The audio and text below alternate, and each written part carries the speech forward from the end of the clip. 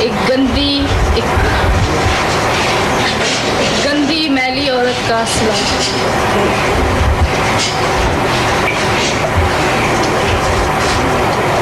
बात सिर्फ और सिर्फ इतनी होती है कि जब हमारा इनर कबूल कर ले, वो चाहे अच्छाई हो या बुराई हो, उसको अंदर से जब कबूल कर ले हमारा इनर, तो वो काम हो जाता है। क्योंकि यकीन ही खुदा है, ईमान ही रिसालत है। खुदा को तो किसी ने नहीं देखा है, किसी आप में से किसी ने नहीं देखा, मैंने नहीं देखा, बाबा जी ने नहीं देखा, किसी ने नहीं देखा, खुदा को किसी ने नहीं देखा। लेकिन यकीन को तो सबने देखा है, सबने देखा है यकीन को। इसलिए कि हम एक यकीन रखते हैं कि हम सूरह रहमान सुनेंगे, हमें ये हो जाएगा। हमें तकलीफ हो रही है, हमारे पित्ते में तकलीफ हो रही है, हमारे दिल में तकलीफ हो रही है, हमें ये मुसीबत पड़ गई है, हमें हमारे हालात बिगड़ गए हैं, हमें कुछ तकलीफें हो गई हैं, हम ये अमल करेंगे, ये सुनेंगे, ये अगर हम यकीन कर लेंगे तो हमारी तकलीफ दूर हो जाएगी। यही ईमान है, यही यकीन है, यही सब कुछ है। अब बाबा जी ने बात बड़ी अच्छी की, लेकिन मैं बाबा जी की बात को पिक करने से पहले मैं मंशा साहब की एक बात को पिक करूंगी। मैंने इनकी बातों को बड़े गौर से सुना है कि हम शोबिस के जो लोग होते हैं, शोबिस के लोगों के लिए एक बात मशहूर है, खुदा को मनाना आसान है, शोबिस के लोगों को मनाना बड़ा मुश्किल काम है। और वैसे भी शोबिस का जो शोभा है, इससे लोग महजूज तो बहुत होते हैं, लेकिन इन पर यकीन डेवलप नहीं होता। उसकी वजह यह है कि जो मास्क हमारे मुंह के ऊपर लगा हुआ होता है स्टार का, चाहे वो फिल्म स्टार हो, चाहे वो टीवी स्टार हो, उसका जो मास्क मुंह पे लगा होता है वो इतना खूबसूरत और इतना रंगीन होता है कि उसके पीछे क्या चेहरा है उसको देखने के लिए एक वक्त दरकार होता है। उसको देखने के लिए एक वक्त दरकार होता है। मेरी बाबा जी से हकीकतन मुलाकात उस वक्त हुई जब फिल्म इंडस्ट्री में, मतलब आप इस तरह मैं कह सकती हूँ, क्योंकि मुझे अपनी तारीफ करना ना आता है और ना कभी आएगा, और मैं इस चीज़ को पसंद भी नहीं करती।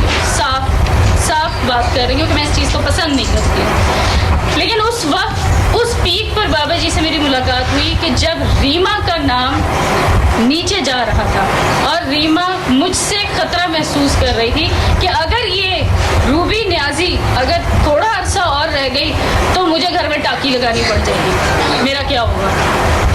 तो मैंने उस वक्त रीमा को, उस वक्त मेरी बाबा जी से मुलाकात भी नहीं हुई थी, मैंने उस वक्त रीमा को बोला था, मैंने कहा रीमा तुमने यहीं रहना है, यहीं जीना है, यहीं मरना है, लेकिन रूबी न्याजी ने थोड़ी यहाँ रहना है, उसने तो चले जाना है। अरे पागल, क्यों मुझसे हसद करती है, क्यों जलती है। उस वक्त तो मेरी बाबा जी से मुलाकात भी नहीं हुई थी। फिर एक दफ़ा बाबा जी से मेरी अचानक मुलाकात हुई है, और वो मुलाकात एक ऐसी हादसाती तौर पे आप कह लें कि एक बिल्कुल अनजाने तरीके से मुलाकात हुई।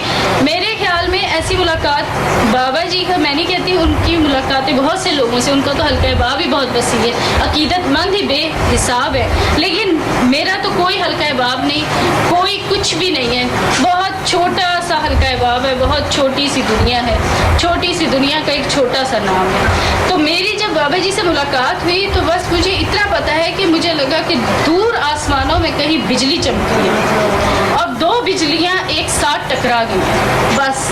और उस वक्त जो लोग हमारे दरमियान थे उस मुलाकात में, वो आप यकीन करें कि उस वक्त इतना साइलेंस था उस कमरे में कि अगर आप सुई भी फेंके तो उसकी भी आवाज़ आई।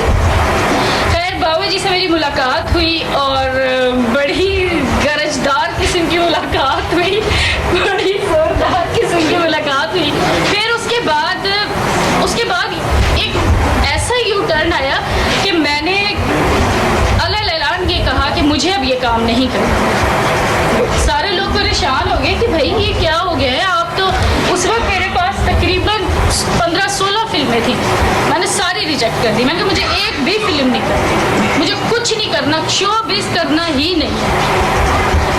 खुद ब खुद मेरे अंदर तब्दीली आई। फिर मैंने बाबा जी से बात की तो बाबा जी ने मुझे कहा कि तुम फिल्मों की मोहताज नहीं हो, फिल्में तुम्हारी मोहताज हैं। मुझे आज भी ये बात याद है कि बाबा जी ने कहा था कि तुम फिल्मों की नहीं, फिल्में तुम्हारी मोहताज है। मुझे ये बात समझ नहीं आई। मैंने कहा शायद फिल्में मेरी मोहताज है, मतलब शायद फिल्में मेरे पीछे पीछे चल के आएंगी, क्योंकि उस वक्त रूबी मटेरियलिस्टिक थी ना, कायदे आज़म उसका हीरो था, तो वो मटेरियलिस्टिक बहुत ज़्यादा कि उसको समझ नहीं आई कि एक कलंदर आदमी ने, एक बुजुर्ग आदमी ने क्या बात कह दी है।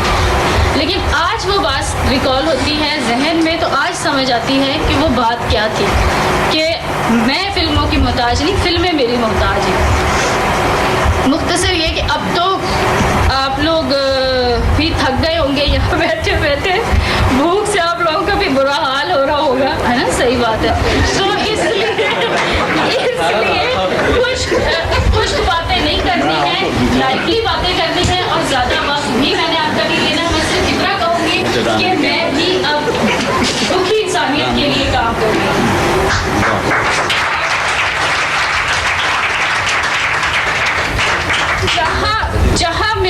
जहाँ मैं मतलब मुझे मौका मिलता है, मैं एक सेकंड भी नहीं लगाती कि मैं अपने कदम पीछे करूँ। मौका जहाँ मिलता है, वो जैसे कहते हैं कि शिकारी को शिकार मिला और उसने उसके ऊपर फौरन हमला किया और उसको पकड़ लिया, तो मैं इसी तरह से कर रही हूँ। मिशन बाबा जी का चला रही हूँ, बल्कि चला मैं नहीं रही हूँ, मैं तो कोशिश कर रही हूँ चल खुद ब खुद रहा है, और बाबा जी की मोहब्बत है, प्यार है, इनकी तवज्जो से चल रहा है, वरना मेरे हाथों से कुछ हो ये तो मुमकिन ही नहीं, मुझे तो लगता ही नहीं है।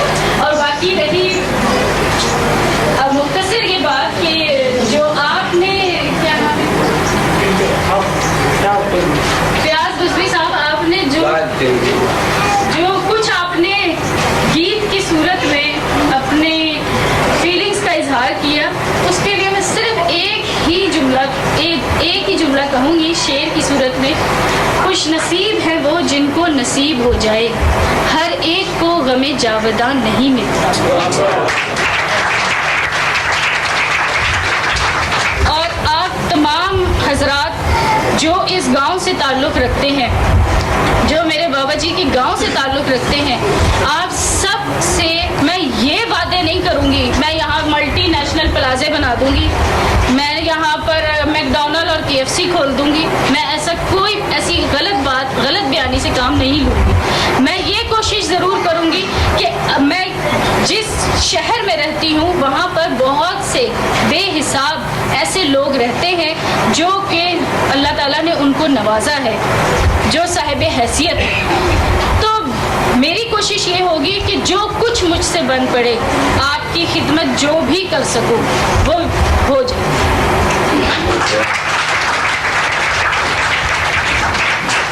आप लोगों ने जो इज्जत दी, जो प्यार दिया, वो मैं कभी भी नहीं भूलूंगी।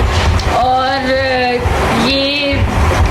मैं ये कहूँगी कि बाबा जी ने जो इतना ये सब कुछ किया था, आपको यकीन नहीं आएगा, मुझे कुछ भी नहीं मालूम था, मुझे कुछ भी नहीं पता था कि यहाँ पे होना क्या है। मैं जब इंटरचेंज पर आई हूँ तो बाबा जी ने कहा ठहर जाओ वहीं पे। मैंने कहा या अल्लाह, इतनी गर्मी धूप में यहाँ ठहर जाऊँ, आगे हो क्या रहा है, मुझे समझ ना आए कि आगे हो क्या रहा है, मुझे क्यों यहाँ पे ठहरा दिया। लेकिन आके मालूम हुआ कि यहाँ क्या हो रहा था और किस लिए मुझे रोका था। तो